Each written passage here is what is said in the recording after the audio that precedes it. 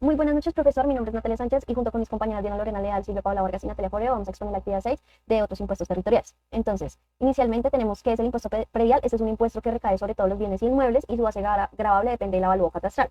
Este impuesto le corresponde o es de carácter municipal, en donde pues los municipios y distritos tienen a cargo su administración, recaudo y control de los impuestos prediales. ¿Cuál es su normatividad? Entonces, el impuesto predial unificado se establece dentro de la Ley 44 de 1990, donde se comprende el impuesto predial, o bueno, digamos que el impuesto predial unificado comprende diferentes impuestos o tributos, que son el impuesto predial, el impuesto de parques y arborizaciones, el impuesto de estratificación y el de sobretasa de levantamiento catastral.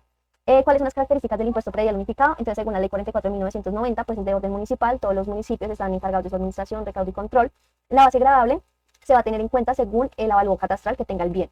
La tarifa entonces va a ser fijada por los respectivos consejos municipales entre 1 y 16, entre 1 por 1000 y 16 por 1000. Entonces cada municipio puede establecer la tarifa, pero debe establecerla de manera diferencial y progresiva, teniendo en cuenta diferentes aspectos como la estratificación, el uso del suelo, la antigüedad de la zona y pues obviamente del predio.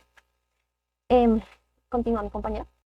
Bueno, el impuesto complementario al impuesto predial es el impuesto de valorización. Este impuesto va a estar enfocado en la recolección de fondos pues, para poder llegar a generar desarrollos de proyectos en el desarrollo urbano. Al ser este un impuesto destinado para la ejecución de obras públicas, este va a generar un beneficio económico a los propietarios en los cuales se están realizando las obras alrededor de sus propiedades. La tarifa de este impuesto se va a establecer mediante la entidad distrital o municipal según lo estipula la Ley 25 de 1921.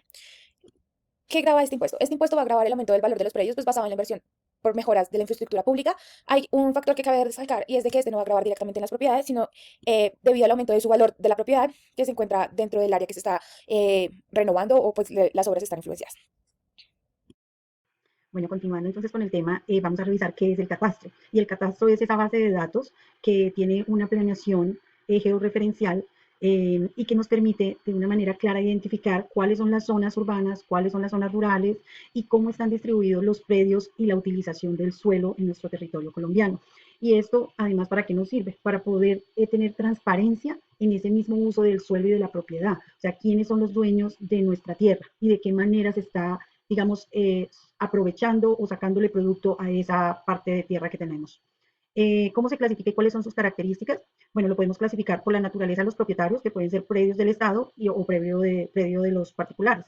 Pero la más común, y vamos a mencionarla, que es por ubicación y destino, que son las zonas rurales o las zonas urbanas. Dentro de esas zonas rurales se dice que son como estos territorios que están susceptibles más que todo al aprovechamiento de la agricultura y hay unas características y es dependiendo del terreno de esas áreas. Las urbanas son aquellos que son destinados a la vivienda, al comercio, a la industria, y esas urbanas pueden tener zonas construidas o zonas no construidas. Por lo general, dentro de estas características podemos mirar la estratificación, por ejemplo, en Bogotá, en las ciudades, entonces está dividido por estratos. El avalúo catastral que se le hace a estas construcciones, por decirlo así, o propiedades, consiste en la determinación del valor del predio y se obtiene mediante la investigación y análisis estadístico del mercado inmobiliario. ¿Qué se evalúa o a qué se le hace una evalúa ahí? Al terreno y a la construcción, de acuerdo a ciertas características. Hola, buenas noches. Vamos entonces a revisar cuáles son los elementos avaluables y no avaluables de los predios. De acuerdo con el artículo 84 del capítulo 3 de la Resolución 70 de 2011, aquellos predios avaluables se pueden fijar a través del valor catastral y son los terrenos y las construcciones y o edificaciones. Los no avaluables son, en ningún caso, pueden ser la maquinaria agrícola e industrial, los cultivos y los inmuebles por destinación. Los predios objetos de no sujeción, exención, exclusión y preclusión. Hay unos predios que están excluidos, que son los predios que son bienes nacionales, departamentales, municipales, de uso público, a excepción de aquellos que son explotados económicamente o que se encuentran en concesión y o estén ocupados por establecimientos mercantiles. Esto a partir de un estudio que se hizo en el Consejo de Estado sobre el artículo 55 de la Ley 50 de 1985. ¿Quiénes no están sujetos? Los aeropuertos y puertos no concesionados, las pistas, calles de rodaje, taxeos, hangares y plataformas, cuyo objeto sea facilitar la operación de aeronaves. Esto de acuerdo al artículo 54 de la Ley 1430 de 2010.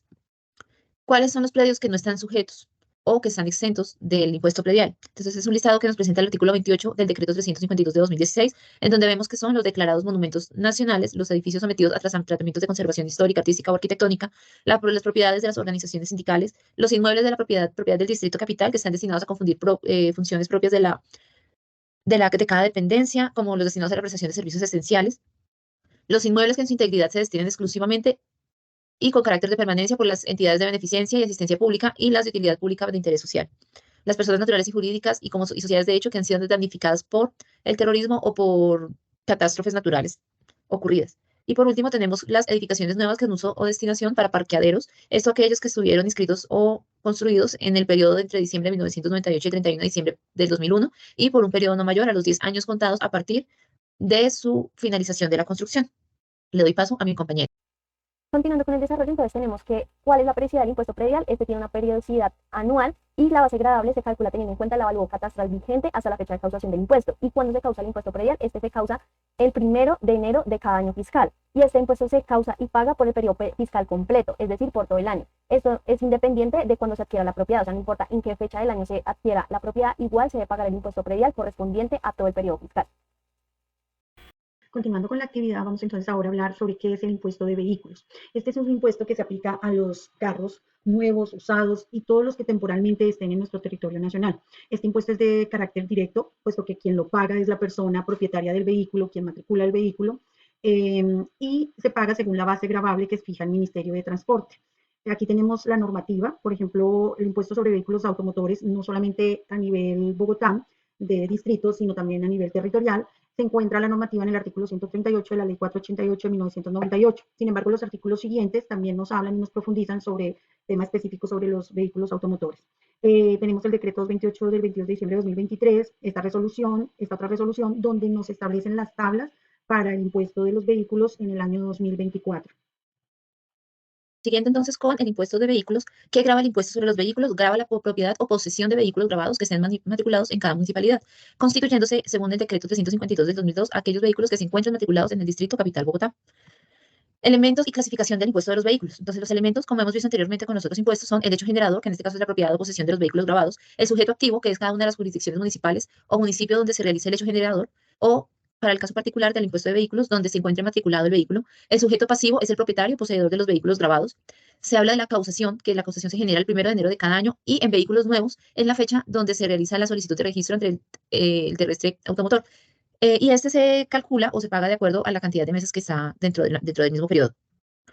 Hay una base gravable como elemento que está constituida por el valor comercial de los vehículos grabados y es establecida anualmente mediante una resolución que es publicada máximo en el mes de noviembre del año inmediatamente anterior.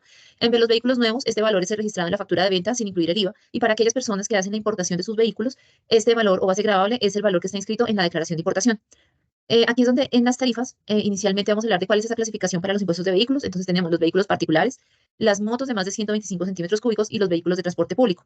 En cuanto a tarifas, tenemos que en vehículos particulares hasta los 20 millones de pesos es el 1.5%, entre 20 y 45 millones de pesos es el 2.5%, más de 45 millones se cobra o la tarifa es del 3.5%, para las motos de más de 125 centímetros cúbicos la tarifa es de 1.5% y para los vehículos de transporte público la tarifa es de 0.5%.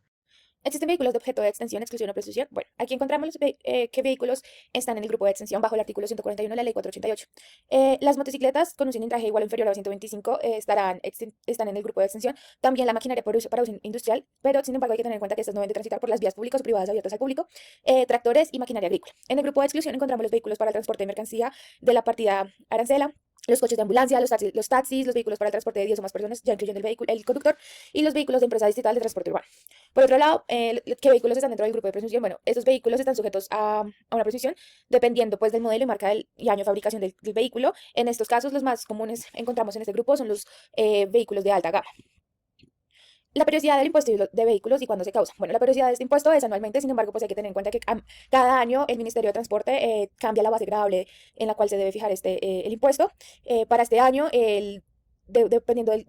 basado por el decreto 2228 de 22 de diciembre de 2023, regula que las tarifas van a ser del 1.5, 2.5 y 3.5 dependiendo del valor comercial del vehículo. También el impuesto de los vehículos se va a causar el 1 de enero de cada año, según el artículo 144 de la ley 48 de 1998.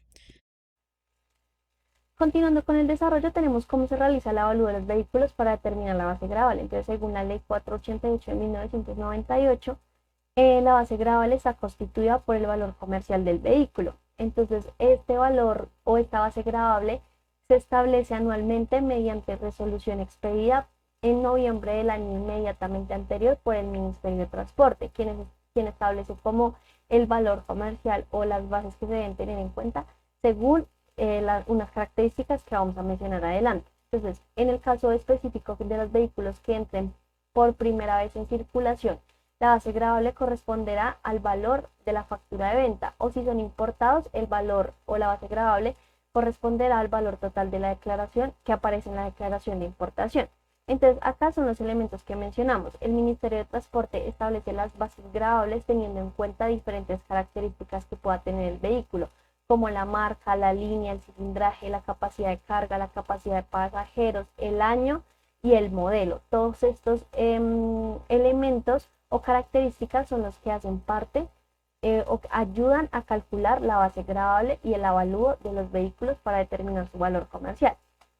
Y tenemos finalmente cómo se determinan las tarifas del impuesto de vehículos. Entonces, para el 2024 se establecen nuevas tarifas según el avalúo de o base gravable del vehículo. Entonces, se establecen tres, que es hasta 54 millones de pesos, se va a establecer un porcentaje del 1,5% para determinar el impuesto de vehículos. Entre 54 y 121 millones 625, un porcentaje del 2,5%. Y si el valor del vehículo o la base gravable es mayor a 121 millones 625, entonces el porcentaje sería del 3,5%. Tenemos que tener en cuenta que estas son las bases gravables que ya anteriormente mencionamos que el Ministerio de Transporte genera según diferentes características que cumpla el vehículo, y se le aplicarían estos porcentajes según el rango del valor comercial que tenga cada uno de los vehículos, para calcular pues el impuesto de los vehículos que debe pagar cada sujeto patrimonial.